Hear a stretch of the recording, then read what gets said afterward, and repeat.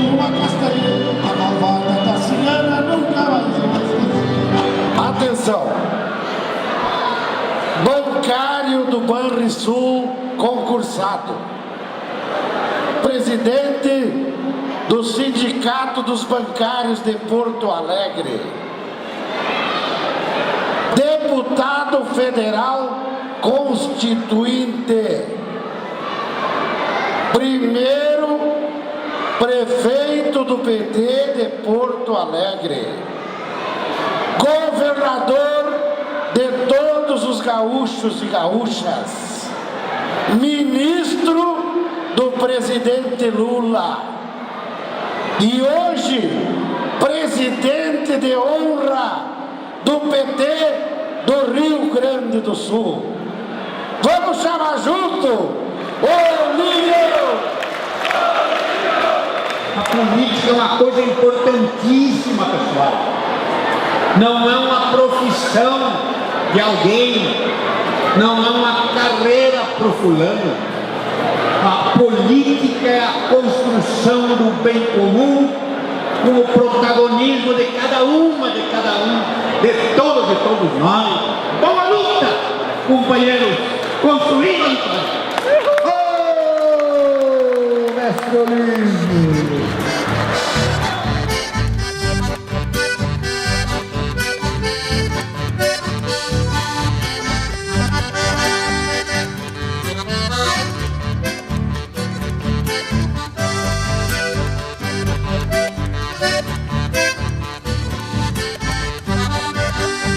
Quem tem a cruz missioneira plantada dentro do peito. Eu sou filho de pessoas sem terra, lá do interior. Eu nasci na Bossoroca, que hoje é um município autônomo já há mais de 50 anos, não é? Mas me criei em São Luís Gonzaga.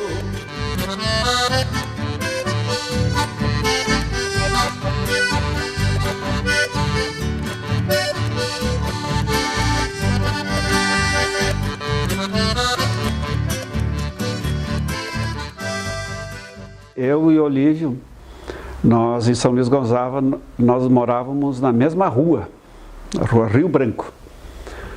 Só que ele até hoje brinca comigo, né? Eu morava no subúrbio da cidade, porque eu morava a 5 quadras da praça. E ele se sentia meio inferiorizado, porque ele se sentia que ele morava no Arrabalde. Porque então era na mesma rua, mas porém a casa deles, do seu Cassiano, da Dona Amélia, era mais afastada da cidade, então quase que na zona rural mesmo.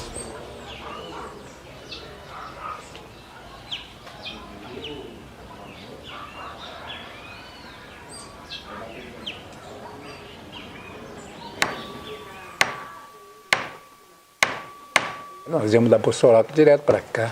Mas era um terreninho, era um arrabalde, tinha um rancho aqui, né? Eu criei aqui. Ele nasceu às 9 horas da noite de uma quarta-feira. A minha mãe é parteira. Nós éramos legítimos sem terra, não tinha terra. Morava de agregado. Terra aí. Plantava e tinha que dar um pouco daquele...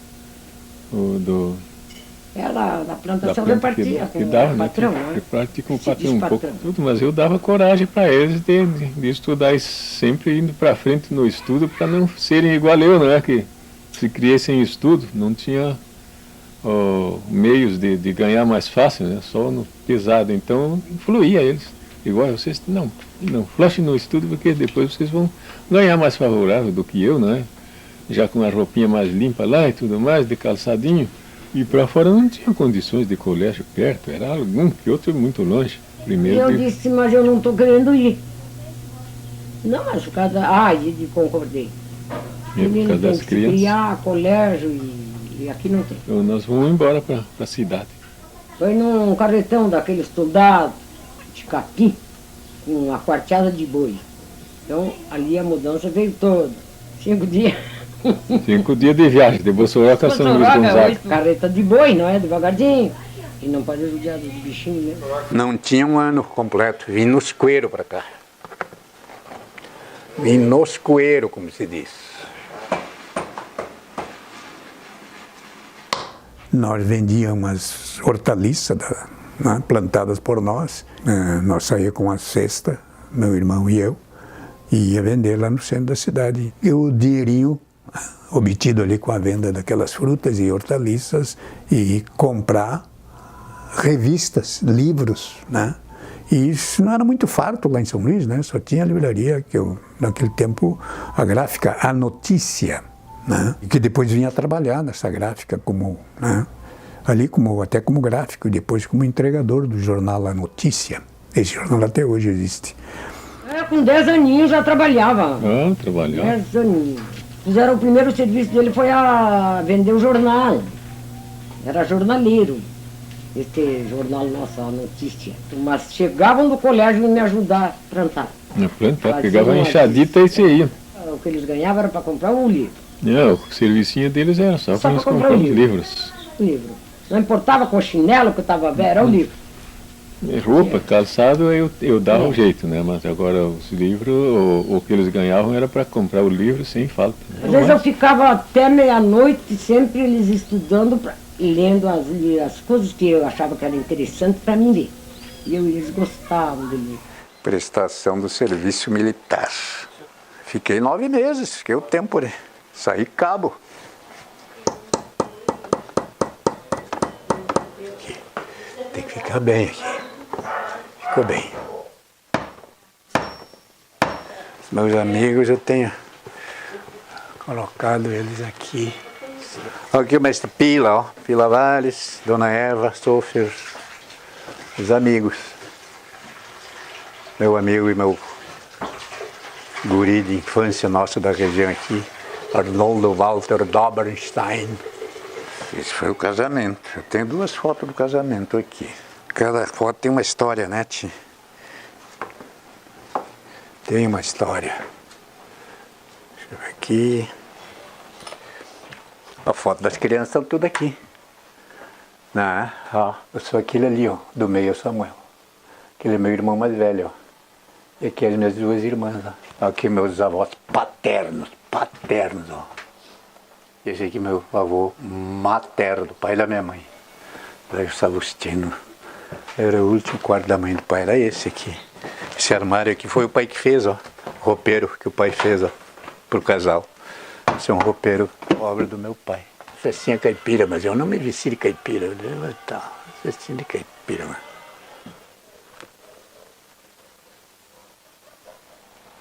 É a Nina o nome dela. Acho que ela já está indo pro fim. 15 anos já ela.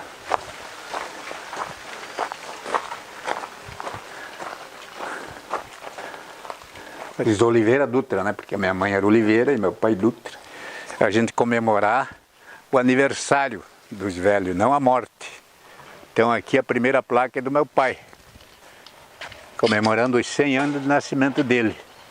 Quando se comemorando os 100 anos da mãe, aí vai ter uma placa ali.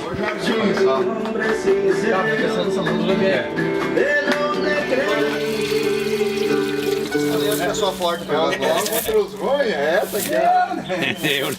Eu brinco, eu não jogo, mas sou parceiro.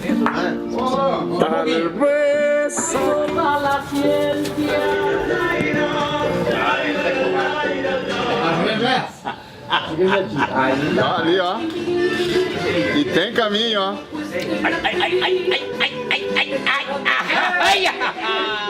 Que tal?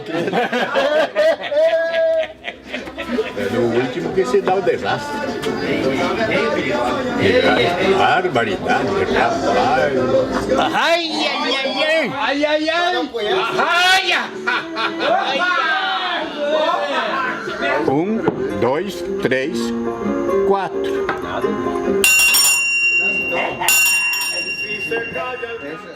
E a minha função no banco era contínuo. Eu entrei como contínuo no Banco do Estado do Rio Grande. Então eu fazia o trabalho de rua e o trabalho interno no banco, mas o principal era o trabalho de rua. Então eu conhecia, como não podia deixar de ser todo mundo, né? E eu já estava numa luta na campanha nacional de educandários gratuitos. Aliás, foi por conta dessa militância na campanha nacional de educandários gratuitos que tive um choque com o poder local da cidade. Isso já tinha se dado o golpe de 64 e quando a ditadura chegou, ela não queria saber mais do movimento e nem de eleição da diretoria de uma escola, né? Então aí eu escrevi contra essa arbitrariedade, né? Ou me demitia do banco, eles não puderam me demitir, não tinha justa causa, não tinha nada contra o banco, né? Mas o prefeito chegou aí no banco, me tirar do trabalho para me desaforar por conta do que eu tinha escrito, né? E de arma na mão, inclusive me levando para o lado do quartel, onde eram levados os caras que eram para ser submetidos aos IPM, essas coisas, né? Mexeram com os pauzinhos e eu fui transferido abruptamente, né? Já casado aí, né? Já casado. Com o Espartaco, meu primeiro filho com 1 aninho de idade, e a Judite grávida da Laura. Ele nunca tinha saído, mas talvez fosse melhor para ele. Mas fiquei muito aborrecido, sentido dele ter ido, assim, por causa do menino. E eu me dava muito com a Judite é uma pessoa muito boa. Eu dava muito, e até o dia que ele saiu, eu quase morri de sentimento, era um dia que choveu.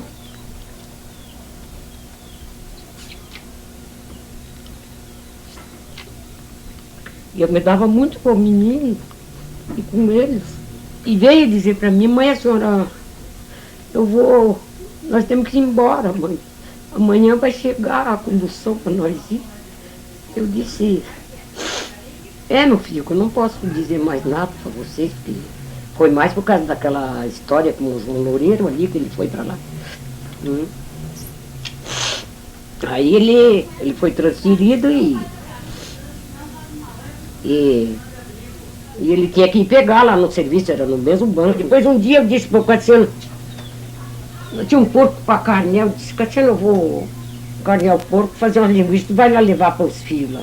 Então isso foi um fato sério na minha vida, inclusive, porque eu, de repente, sou transferido para uma cidade grande que eu nunca tinha vivido numa cidade grande. Já não passa nada, já nem peço por favor, eu tô abrindo a estrada, chega onde eu for, eu tô na madrugada, tô na chuva pelo calor, eu tô na luta armada, e o perigo me cercou, e o acaso me deixou na porta da tua casa.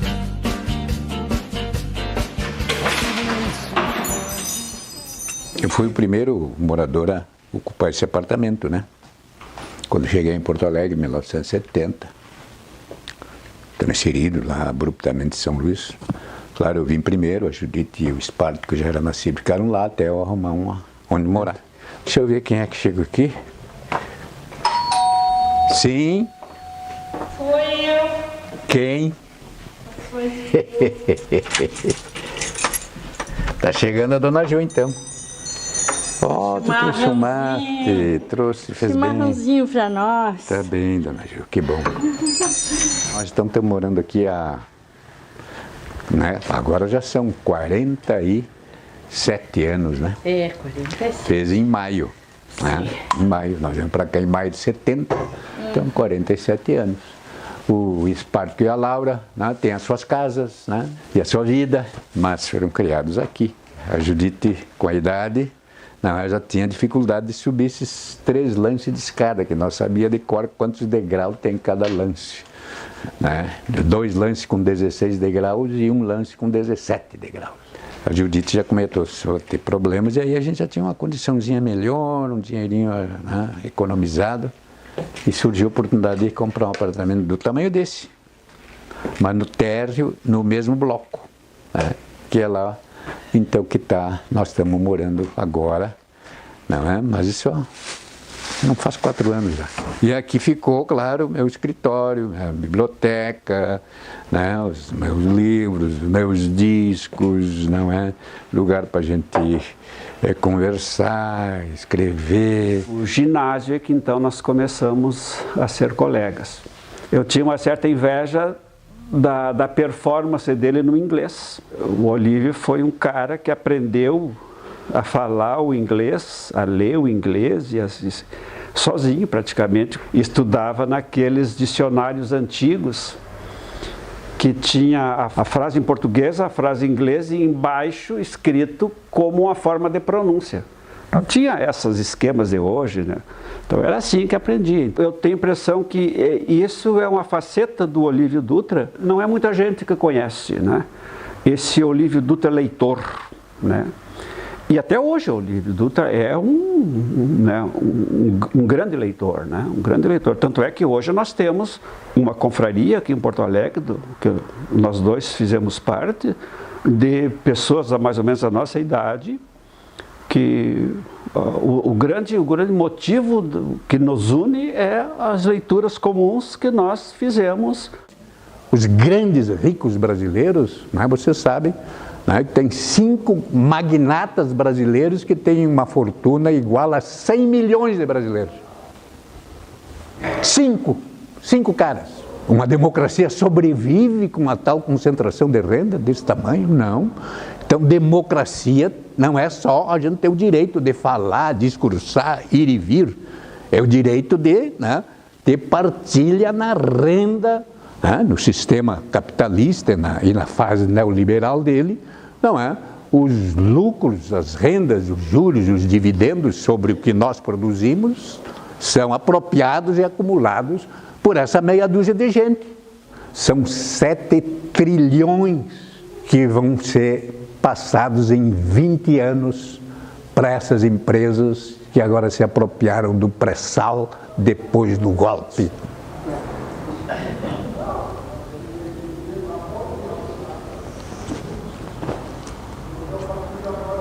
Imagina, já seria uma enormidade de dinheiro que nós teríamos por mês para investir. Tem mais livro aqui, era o quarto do casal, ó. Aqui era o quarto do casal, virou, não é? Então, e agora os armários viraram prateleira de livro. E aqui tem ideia quantos livros tem no apartamento? Ah, eu acho que eu tenho já uns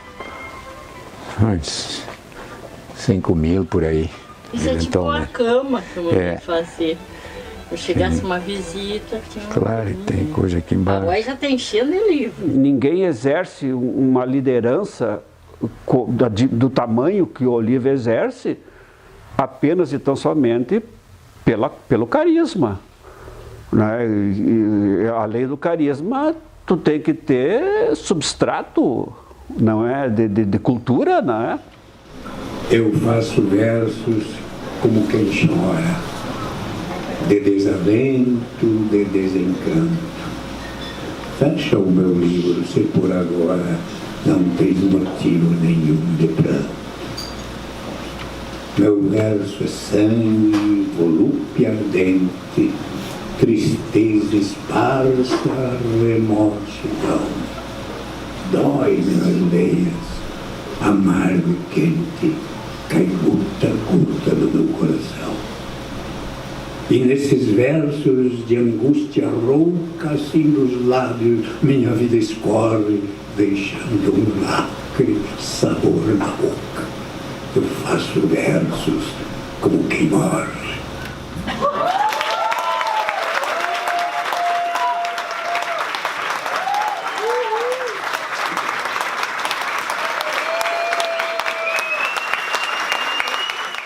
Olha aqui, ó, isso aqui do Edgar Vasquez, ó.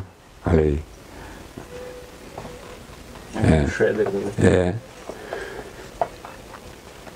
Esse aqui tá muito bom. Esse aí é uma mistura de Astérix com Don Quixote, né? Esse aqui parece um dançador de tango, parece um cantor de tango ali. Esse aqui também tá, ó. Olha só.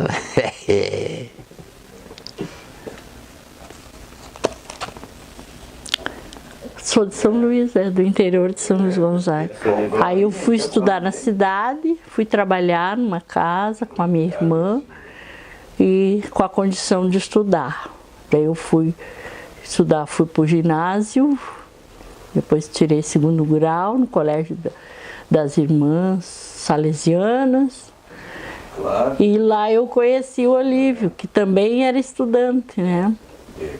E a gente começou a namorar. Foi muitos anos. Quase 9 anos entre namoro e noivado. É verdade. Porque o Olívio queria se formar e eu também queria me formar, para depois a gente casar. Cinema. Aí a gente foi namorando, me formei, fui trabalhar e depois a gente casou. E me filiei ao Partido dos Trabalhadores, fui das primeiras filiadas aqui de Porto Alegre, junto com o Olívio. E sempre militei. O Olívio deixou crescer o bigode quando nós casamos. Ele nunca mais tirou o bigode. Daí eu perguntei para ele, por que tu deixou esse bigode, Olívio?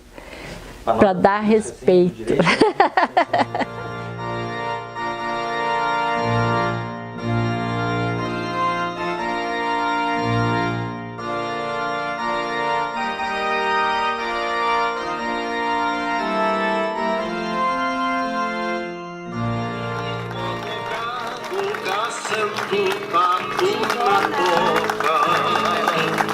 Derrubando sabia choca, sangue de boi e canarinho, que cruzassem meu caminho de São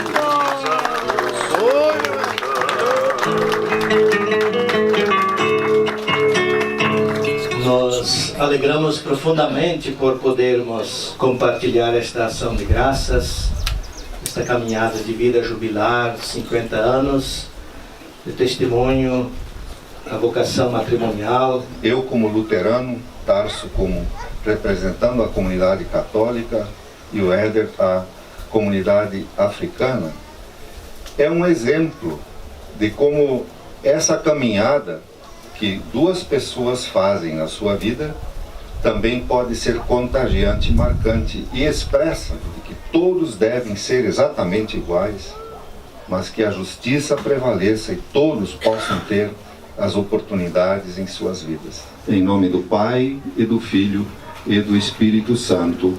Amém. Epaiei, minha mãe bonita, que seja de muita saúde, de muita alegria, de amor. Epaiei, minha mãe, epaiei, afulele adeu, afulele adeu, ibamba loia, afulele adeu. O noivo vai beijar a noiva.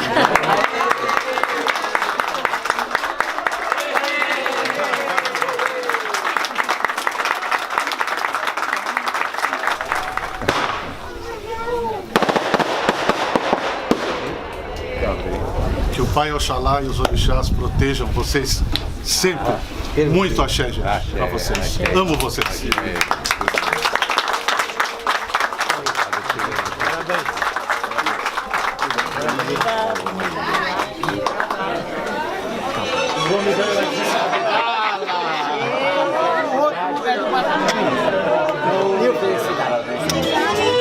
Mandei recado pra Rosa minha, e me disseram Rosa não vinha.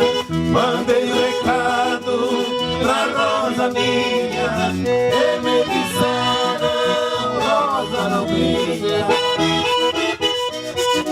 Volta, Rosa!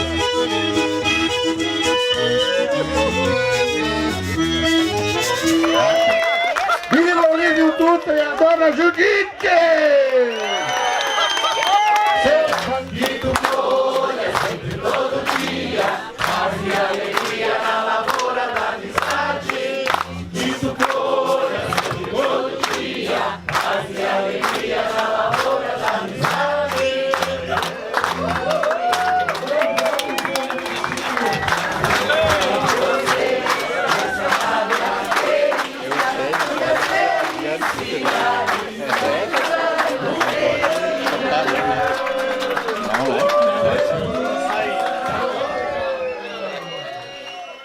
Era proibido o funcionário público ter sindicato, né?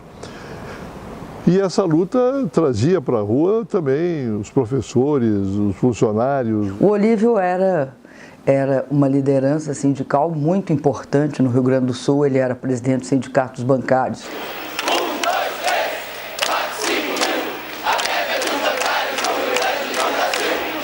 Mobilizar todos os demais companheiros a partir de hoje mesmo, porque nós vamos sair daqui, nós vamos nos organizar por banco, nós vamos ir para casa amanhã nos bairros onde moram os companheiros bancários e conversar com eles, pegar o telefone. A minha militância sindical, ela começou em São Leopoldo, nos metalúrgicos de São Leopoldo. Eu trabalhava numa empresa chamada Ferramenta Gedório e nós começamos a organizar a nossa militância sindical na oposição sindical metalúrgica. Era o momento, né, da luta democrática, do combate à ditadura, e foi nesse ambiente que eu conheci o Olívio. Aqui as nossas referências era aqui no Sindicato Vestuário de Porto Alegre, dos CEPERGs. Grande parte desse movimento vai construir a CUT, a Central Única dos Trabalhadores. Essa onda de luta sindical, ela foi decisiva para o nascimento do PT. Ora, uma crise no regime, no governo, uma onda de movimentos sindicais, né?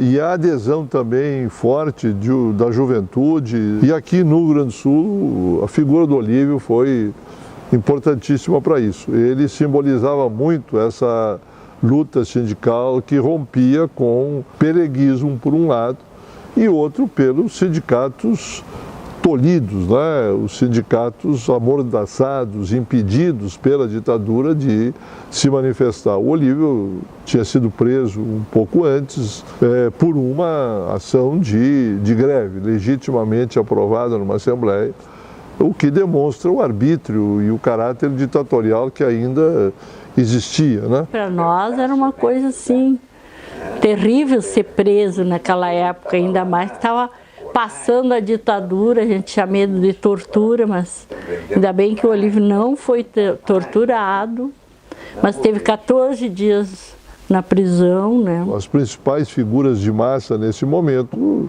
serão as lideranças sindicais. Nessas categorias começam a surgir as figuras públicas, como o Olívio aqui, o Bittar e o Lula em São Paulo.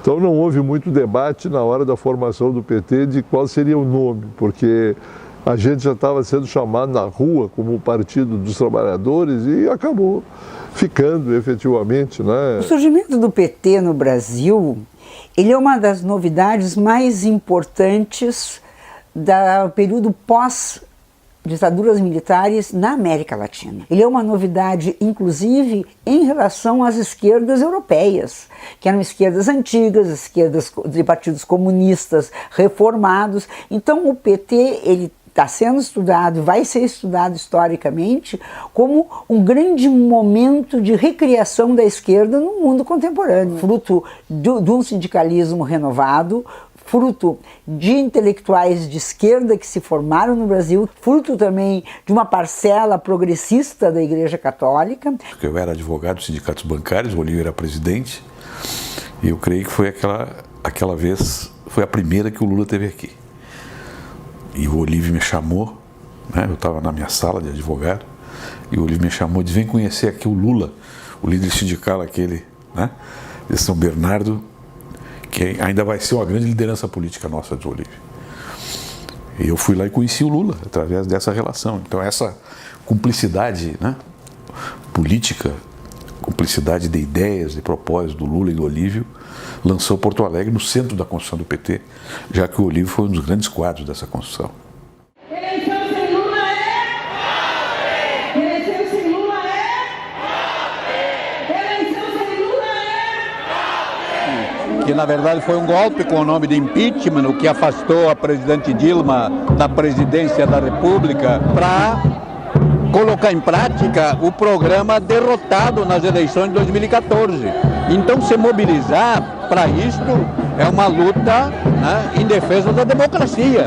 Para mim, o Lula é uma figura que não veio de cima para baixo das elites tradicionais. O Lula é a expressão né, de uma parcela significativa do povo brasileiro, mas fizemos políticas públicas importantes de inclusão social. Mas as estruturas de poder do Estado, de controle dos interesses dos poderosos estão intactas.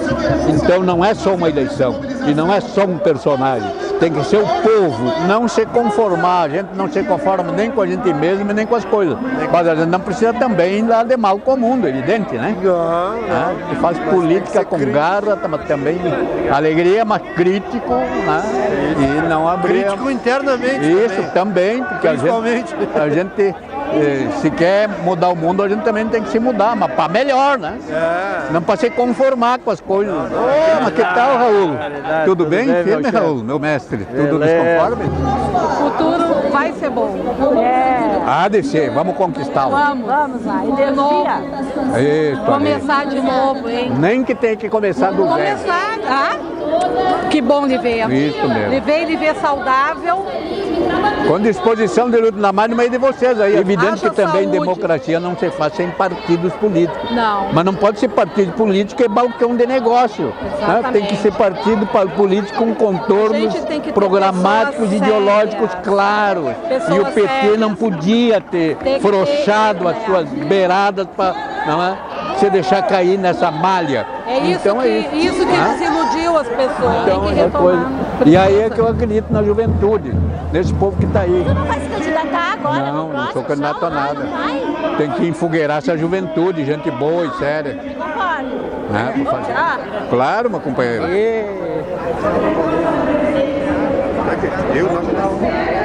Nós dois? Tudo de bom, velho. Muito obrigado, viu? Tudo de bom. Você sempre me representou. velho. Honestidade, integridade. Estamos aí na luta. Companheiro, tudo bem? Firme? Tudo bem, companheiro. Temos sempre na luta, né? Tá bem, meu companheiro. Agora deixa. Queremos que o presidente Lula volte. E há de voltar.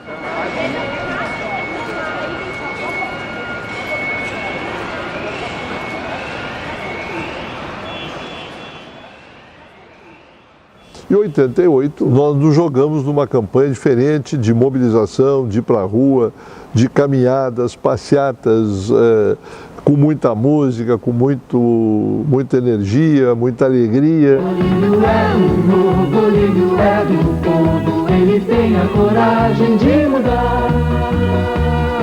Eu ouvi ele discursando lá onde é hoje o Largo Glênio Pérez e lembro que era uma pessoa com muita presença e, sobretudo, com grande compromisso com os trabalhadores. E preparar as nossas forças para enfrentar eles taco a taco. Eles têm dinheiro, nós temos militância, programa, coração e consciência. E nós vamos ganhar dele. Isso começou a criar um sentimento de empolgação, de mudança, de novidade.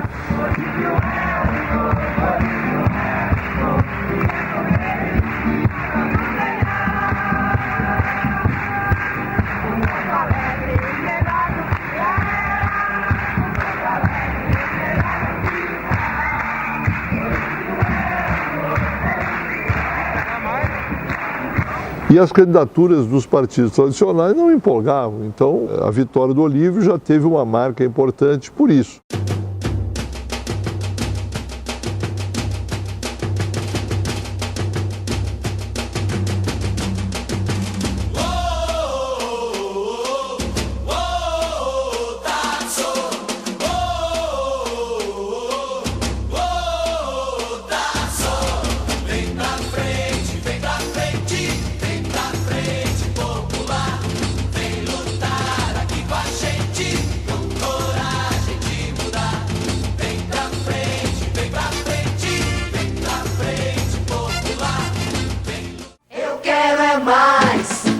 Mais uma vez, corra o ponte, o povo é quem diz. É Raul Ponte.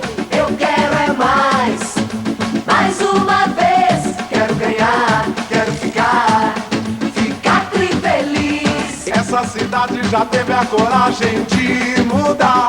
O Porto Alegre, mais alegre, pediu bis.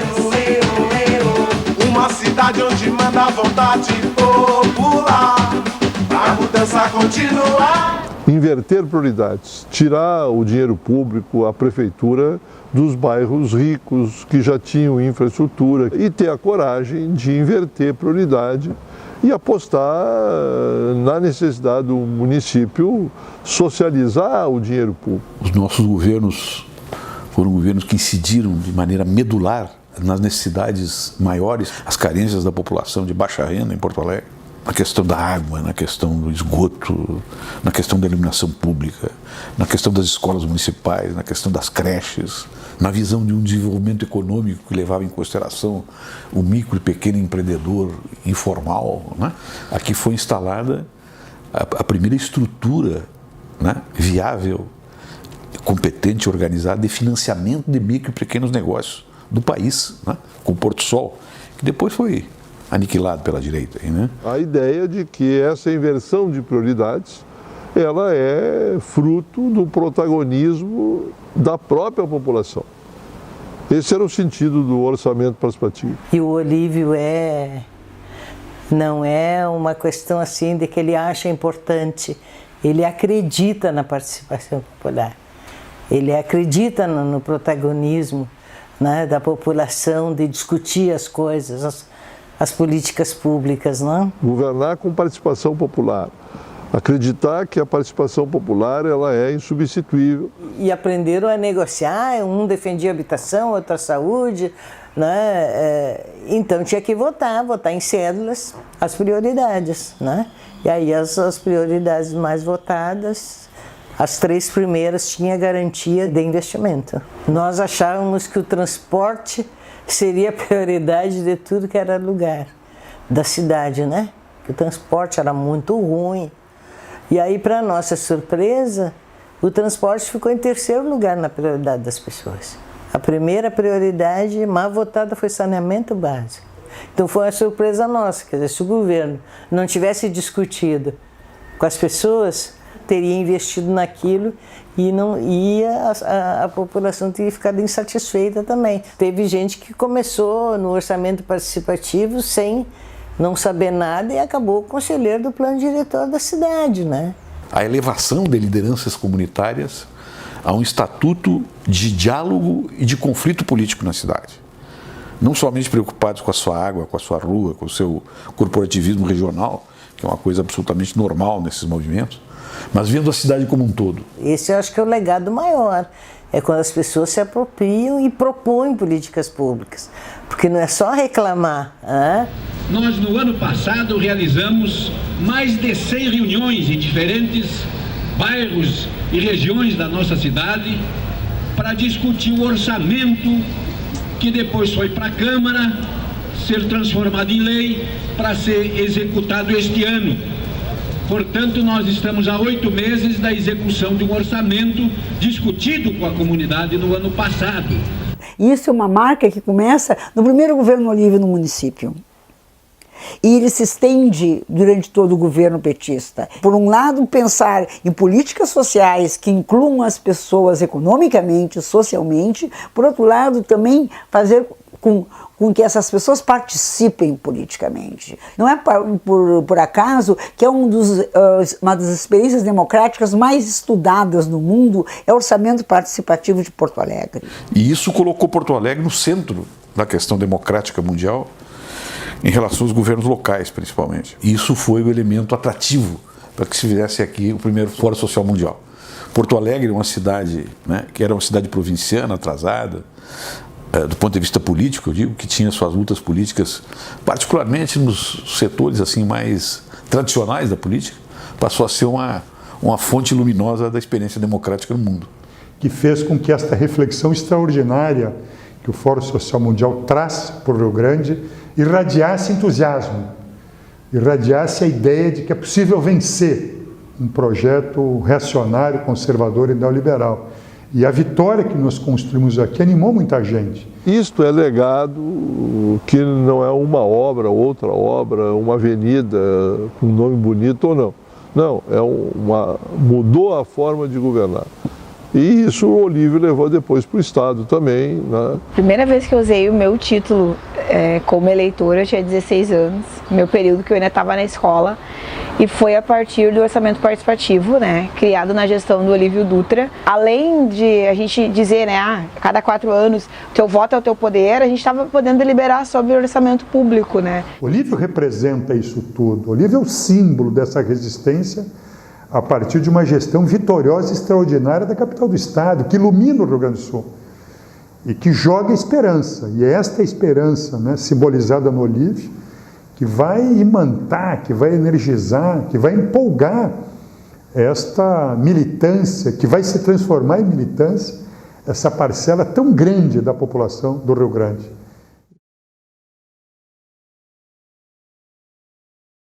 Estamos no ano de 1998, depois de Cristo. Toda Pindorama foi ocupada pelos tucanos. Toda? Não. Uma aldeia povoada por irredutíveis gaucheses. Pega a bandeira, vem pra rua, vem participar, vem construir o novo governo popular. Eu quero ver neste Rio Grande nossa estrela brilhar. Um governo de verdade pro Rio Grande melhorar.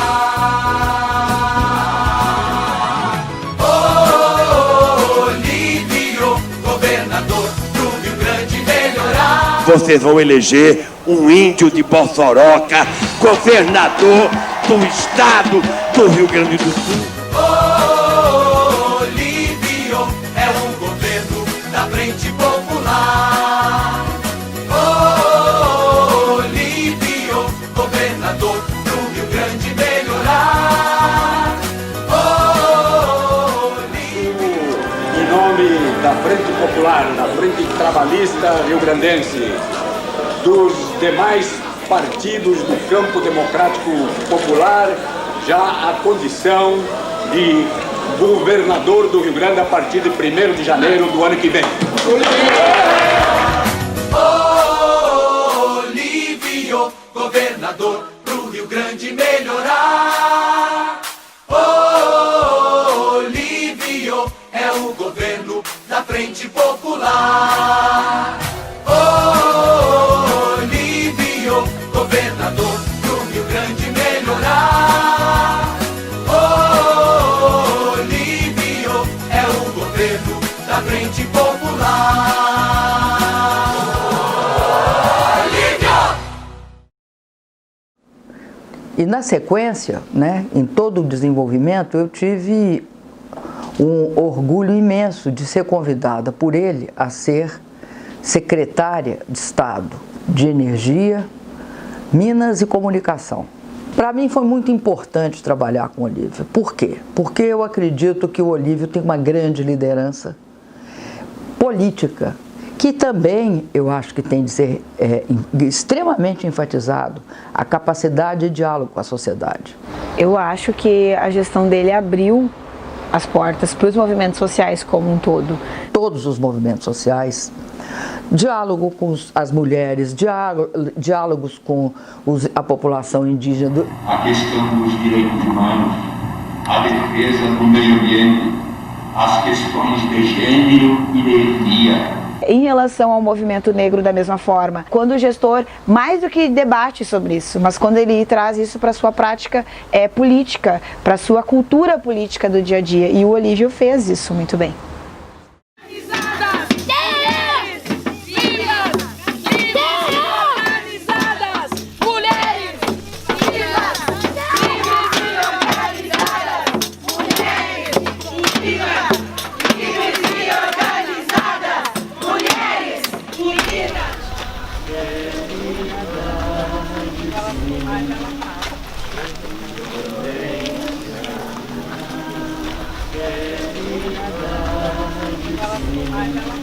O tema da violência contra a mulher e que a nossa Romaria não expressou muito bem, com participação de companheiras mulheres e homens, jovens e mais velhos, não é? Na caminhada, né?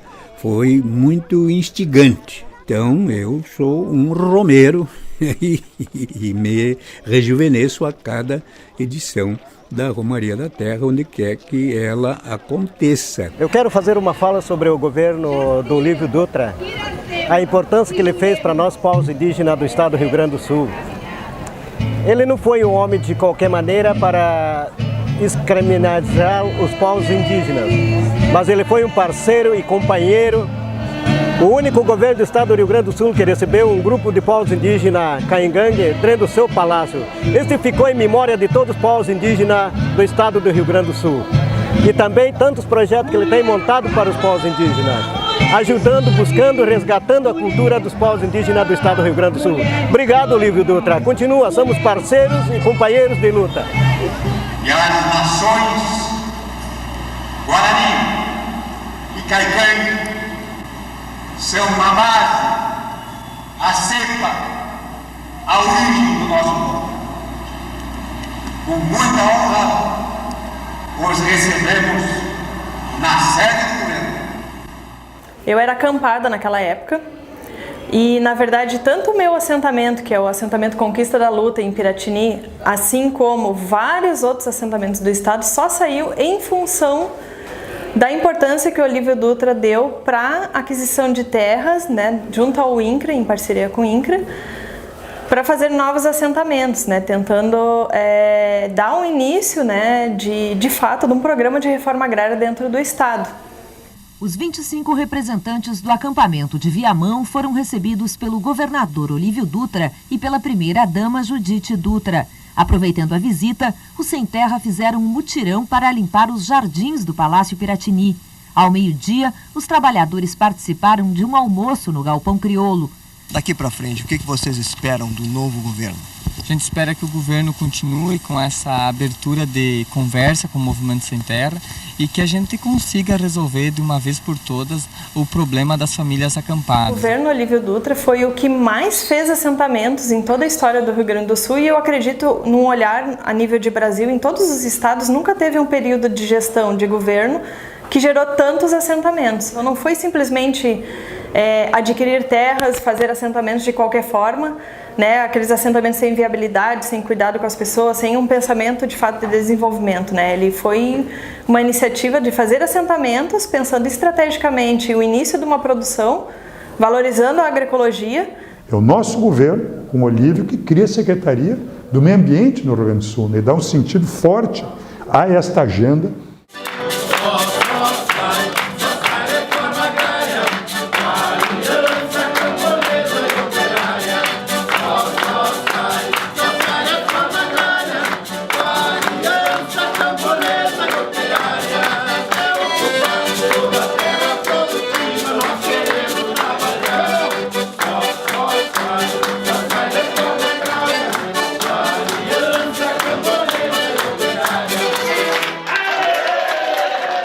Que quando o povo começa a abrir brechas e chegar mais perto para decidir coisas a favor da maioria, eles, né, se articulam e dão golpe. Deram lá atrás do Getúlio. Deram lá atrás do Getúlio, os nossos pais, os nossos avós sabem disso. Deram depois, mais tarde, no Jango, que queria a reforma agrária, queria tantas reformas importantíssimas, que até hoje nós lutamos por ela, deram o golpe. Agora, com o governo do Lula e com o governo da Dilma, o povo teve mais espaço e foi avançando e chegando mais perto. E isso, para as elites, foi demais. Foi demais para eles. Vocês estão mexendo numa coisa que não é de vocês. Porque eles acham que o Estado, essa máquina, é deles, não é nossa. 350 anos de escravidão nesse país. As elites gostando disso, defendendo isto. Vocês acham que isso não ficou introjetado na cabeça dos poderosos desse país, essa ideia? Até hoje eles acham que o trabalho é propriedade deles, quer dizer, a empresa o trabalhador deve favor para o empresário, porque o empresário deu emprego para o trabalhador. A cabeça deles é essa. Portanto, o trabalhador não tem que ter sindicato, não tem que se associar, não tem que reivindicar, não tem que cobrar melhoria, porque ele deve favor para o empresário. Se a gente estiver isolado, esses figurão com o poder que eles têm, eles dão uma bordoada na cabeça de cada um aí, separadinho. Agora, se a gente tiver articulado, bem costurado, tecida, uma luta conjunta, conjugada, a coisa fica ruim para eles. Então, é isso que nós temos que né? E construindo, e com base nas experiências, né? E vocês têm o lombo, né, cheio de caroço das experiências de luta, muito positivas. Tudo que vocês disseram aqui, que devem ao Olívio, não, deve-se à luta que vocês desenvolveram, a capacidade de resistir, né, às situações as mais adversas, que a gente lembra bem. E tinha a violência ainda, do tempo ainda da ditadura, né, se abatendo contra aqueles que se mobilizavam para, né, conquistar a terra, e vocês resistiram, né, e se organizaram, e se fortaleceram, né, e se articularam. Não é individual. Este que vos fala foi, é e quer continuar sendo um militante, né, dessa luta, porque nós temos muito ainda que, né, conquistar. Clarice, companheira mais velha. Como é que vai, dona Clarice? Bem, tudo senhor? bem? Tudo. Deixa eu pegar bem a sua mão aqui assim. Tudo bom? Tudo, e o senhor? Tudo de bom. Tudo eu bem. só não estou tão bem porque estou renga, né? Eu disse, mas por eu andar de muleta, não vou deixar de É ir. aquela coisa, a gente chega numa idade que tem que ter três pernas. ¡Queremos! ¡Vivos los asentamientos! ¡Era!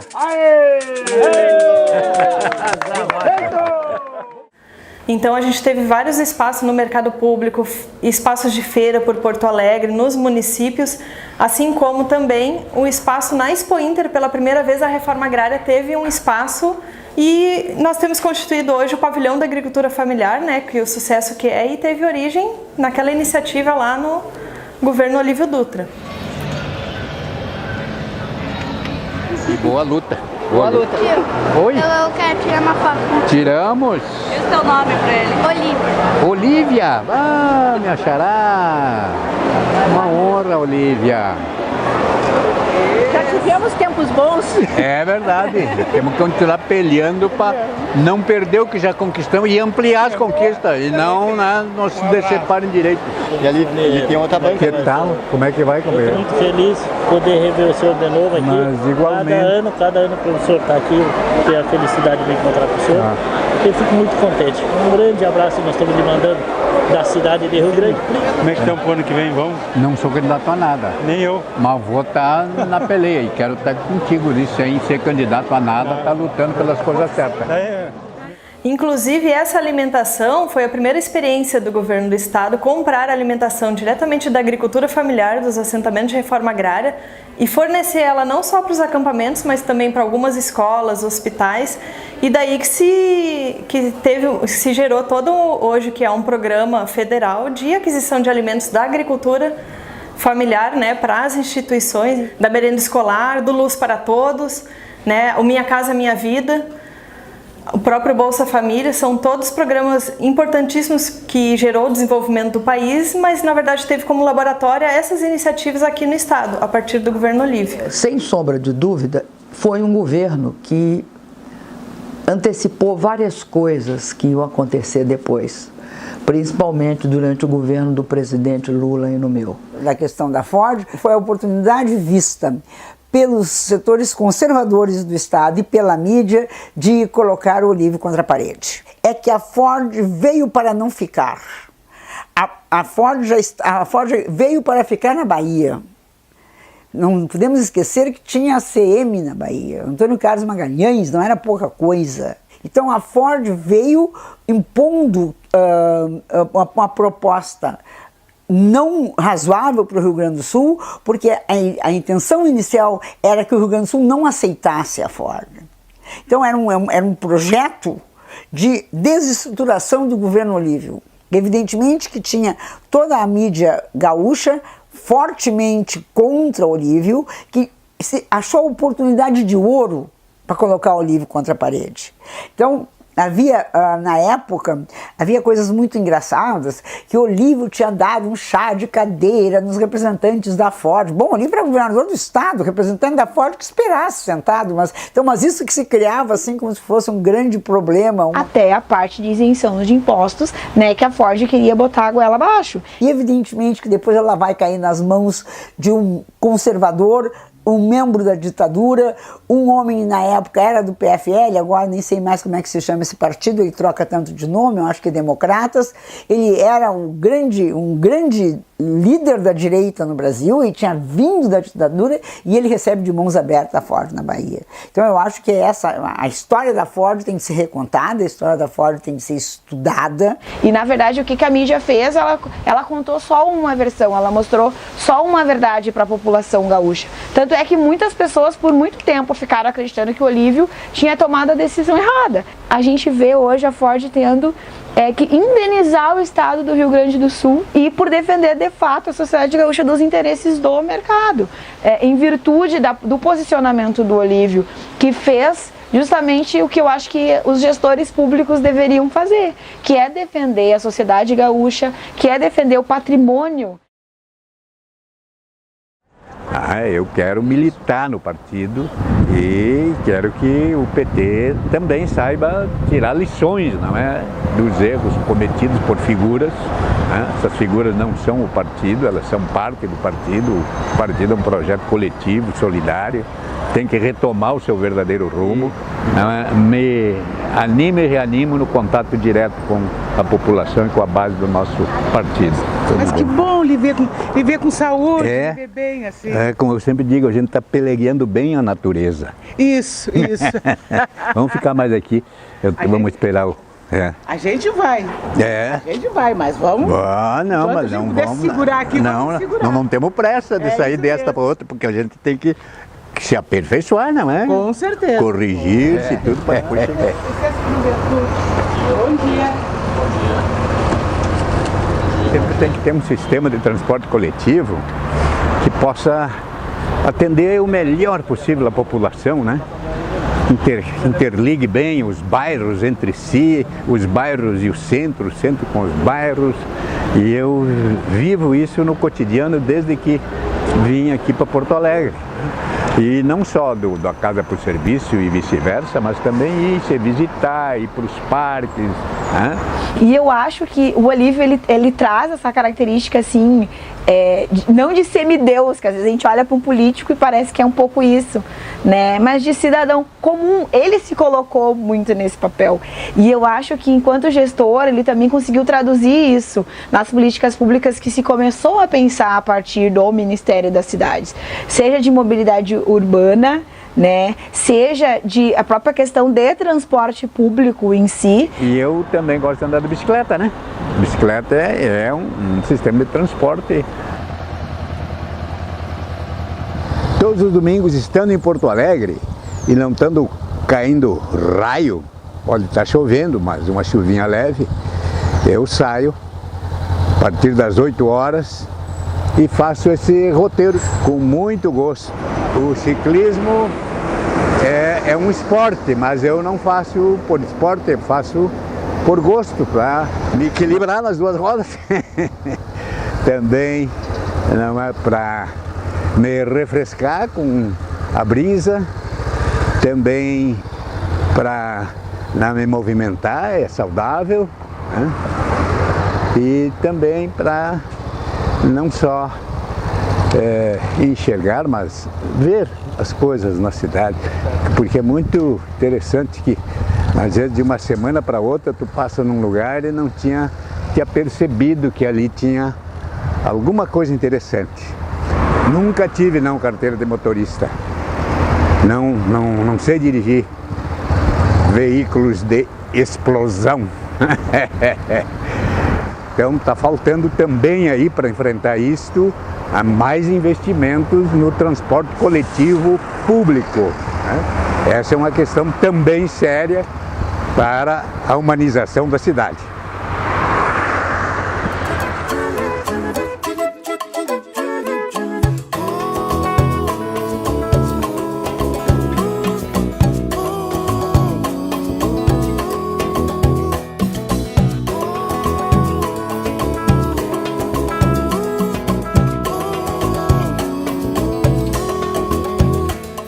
No fim da madrugada,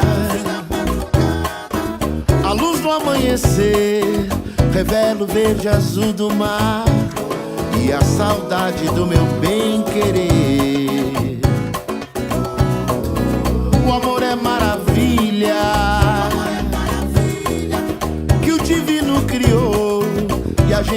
deve merecer esse presente de quem nunca nos deixou.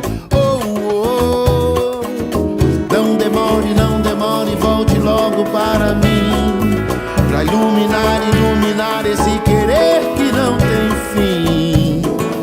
Da vida eu quero mel no meu caminho. Eu sei o quanto é generosa a natureza, salve o milagre da paixão. E peço a Deus no mundo a paz, toda a beleza que eu vou guardar de vez cá no meu coração.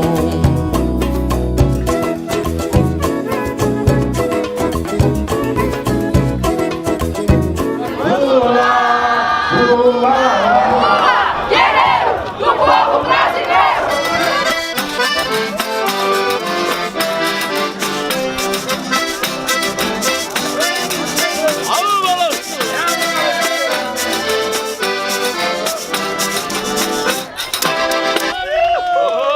¡Viva o Brasil! ¡Viva Uruguay! ¡Vete, amigo! ¡El pueblo está contigo! El vivir permanentemente en choque no conviene a ninguna sociedad. Y eso significa aprender a tolerarse y negociar todo lo necesario. Pero lo principal es que la gente pueda vivir con tranquilidad.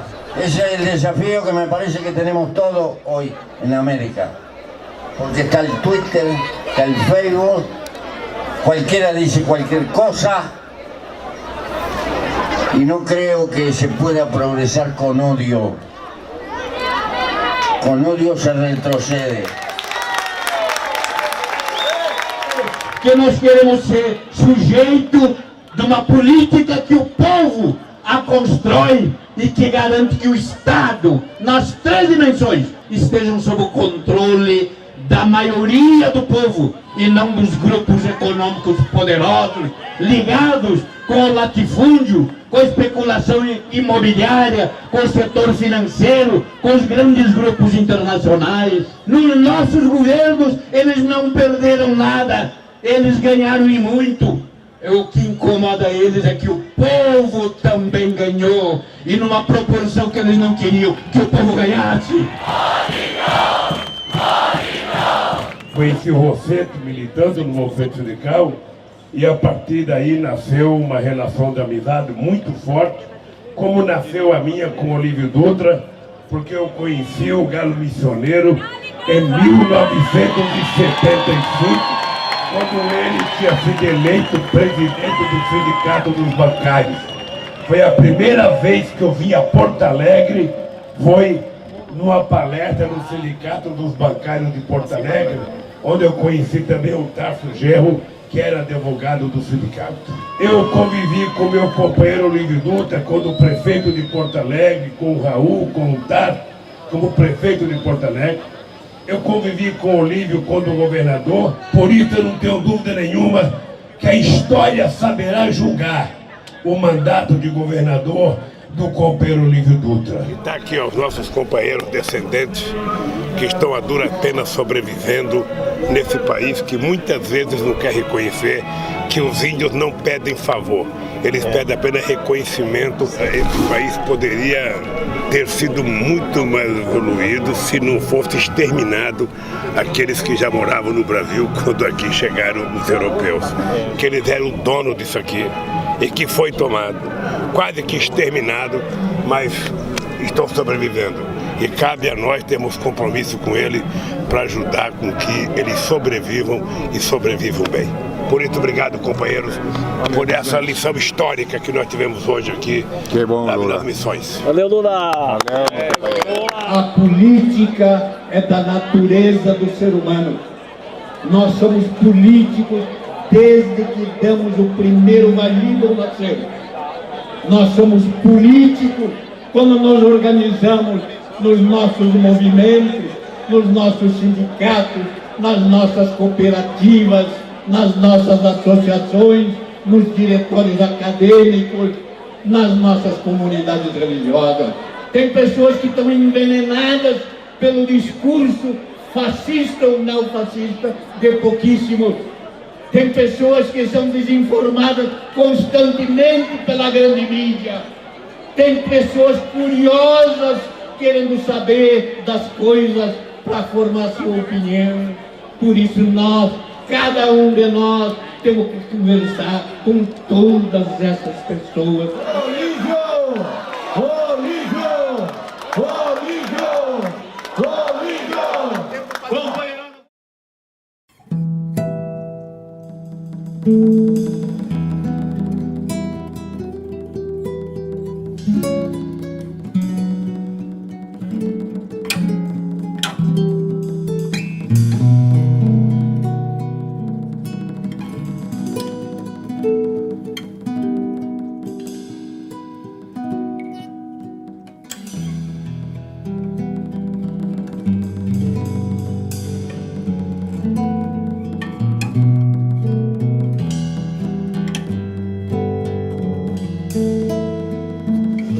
¿Qué tal, compañero? ¿Cómo anda, hermano? ¿Anda bien? ¿Cómo estás? Hey, estoy vivo. Judite.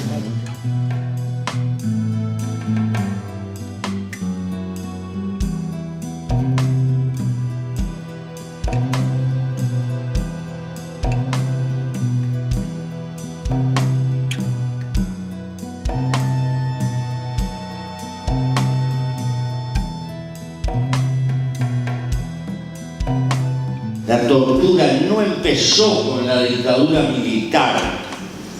La tortura era moneda corriente en el Uruguay del 50.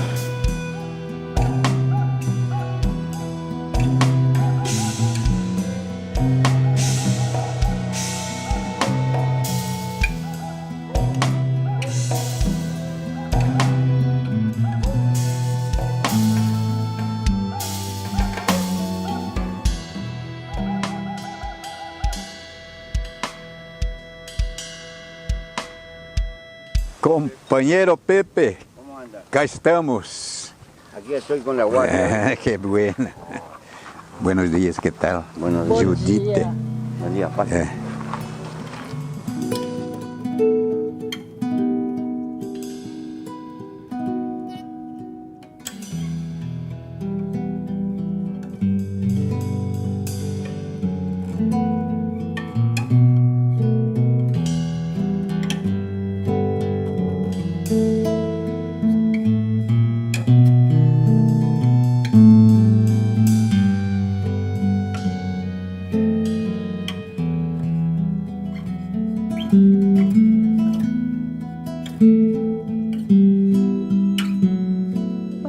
A Judite. É. Ah, encontramos em casa o casal.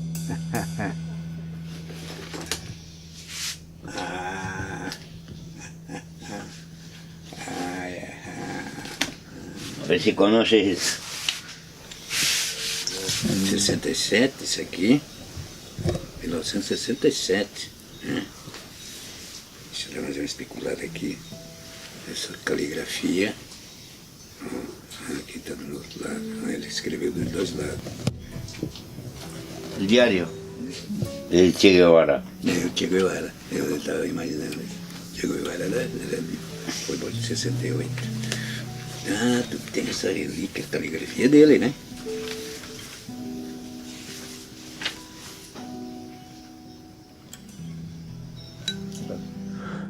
O que semeamos mesmo, né? Eu acho que semeamos muita coisa importante, boa, na política de inclusão social. Mucha incertidumbre y desconformidad en las clases medias porque por una razón cultural aspiran a más. Porque el modelo es la cúspide de la sociedad. Y culturalmente estamos, mucha gente de la clase media está ganada por la idea que para ser feliz hay que, ¿no? Sí, sí. Y en realidad la economía está funcionando para concentrar en una plutocracia pequeña. Sí. Entonces las clases medias tienden tienden a estar congeladas y están desconformes. Sí. Ahora mas a culpam os... abajo. Claro, não para arriba. sim, culpam abaixo. Os de baixo, ascendendo, tiram a possibilidade deles chegar mais acerca dos grandes. Nosotros, yo personalmente, mi compañera, como estuvimos muchos años presos, estas cosas las tenemos muy claras. Entonces, siempre hemos cultivado la sencillez, la sobriedad en la forma de vivir, y tratamos de replicar en los nuevos compañeros una actitud sobriedad, simplicidad. Sí, la palabra austeridad no la queremos usar más porque en Europa dejan sin trabajo y dicen austeridad. No, sobriedad. Assim, austeridad, No, sobriedad mejor. Sobriedad. Sí. Vivir con lo necesario. Sobriedad, simplicidad. No complicarse la vida porque es una manera de conservar libertad, además. La libertad es cuando tú gastas tiempo de tu vida en lo que a ti te gusta. Sí. Si no,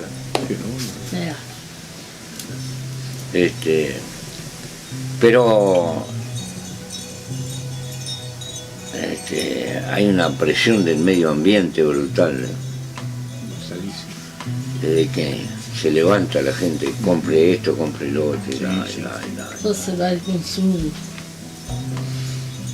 Essas coisas são socialistas, são comunistas, enfim, o Estado tem que ser reduzido, né? O Estado mínimo. Sim, mínimo, a gente se pergunta para quem, né? Na ideia do anticomunismo, né? Da esquerda responsável pelo desastre, pelo desemprego, o PT quebrou o país, tudo isso é uma montagem que é repetida e jogada intensamente nas redes sociais, reforçada pela grande mídia, passa a ser uma verdade na cabeça das pessoas. O país se desenvolver economicamente, de forma economicamente viável, ambientalmente sustentável, e socialmente justo. E aí temos essa situação em que o companheiro Lula é uma figura reconhecida no Brasil inteiro pela maioria do povo, está preso sem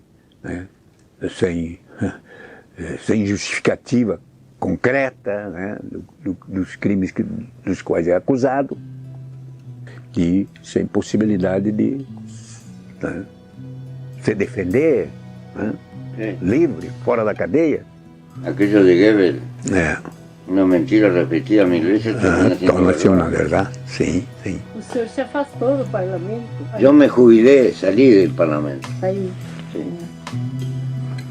Sí, pero bueno, es probable que ahora tenga que volver a ir un tiempo, después me voy de vuelta, porque hay que procurar trabajar de que las viejas causas tengan hombres nuevos. Sí, exacto. Sí. Porque la lucha y la vida continúan. Y hay que ayudar a ese proceso. Entonces hay que colaborar para que vaya apareciendo gente nueva y ocupe espacio y siga. Porque la lucha no termina con nosotros. No termina.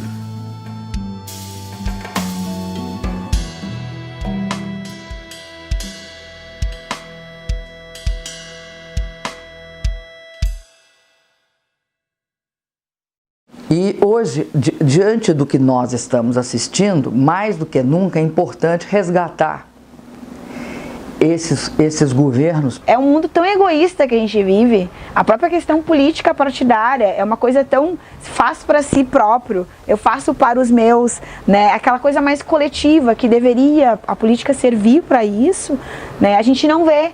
E quando a gente olha para a história do Olívio, a gente consegue ver exatamente isso. Então a juventude, em especial, se referencia nele e faz esse resgate justamente porque ele provou que era possível. Nós não devemos assim achar que a nossa experiência ela foi perdida ou que agora tem que começar tudo de novo. Eu acho que seja através da sua forma de fazer política, seja através da sua forma de governar, né? O Olívio sempre foi uma referência para aquilo que é o partido, de positivo no partido. Ele nunca perdeu o horizonte, o sentido que era, né, do que se propõe de fato o Partido dos Trabalhadores, que é diminuir as nossas diferenças de classe e de terminar com essas desigualdades e de fato valorizar o trabalhador enquanto as pessoas que fazem de fato a riqueza desse país serem valorizadas, né, e terem uma qualidade de vida, terem acesso, né, a todas as políticas públicas. Foi um grande político, foi um grande líder sindical, foi um governador, foi deputado constituinte, foi prefeito de Porto Alegre e está até hoje. A gente vai a qualquer encontro, está ele lá sentado, discutindo. Ele tem uma abertura para ouvir fantástica, que é uma coisa rara nos políticos. O Olívio ouve. Ele sente e ouve, ele pergunta. E uma das características do Olívio que eu acho que ele manteve durante toda a vida dele até hoje ele tem uma grande capacidade de expressar, mas de um jeito quase literário e envolvente, e muitas vezes ele é capaz de nos emocionar muito. Não serei o poeta de um mundo caduco, nem cantarei o mundo futuro. Estou preso à vida e olho meus companheiros. Estão taciturnos, mas nutrem grandes esperanças.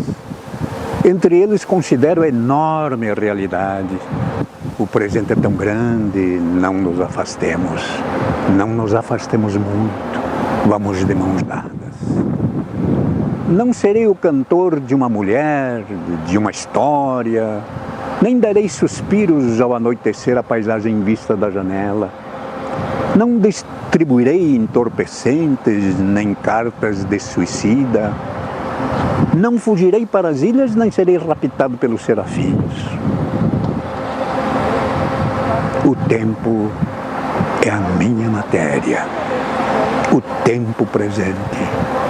Os homens presentes. A vida presente.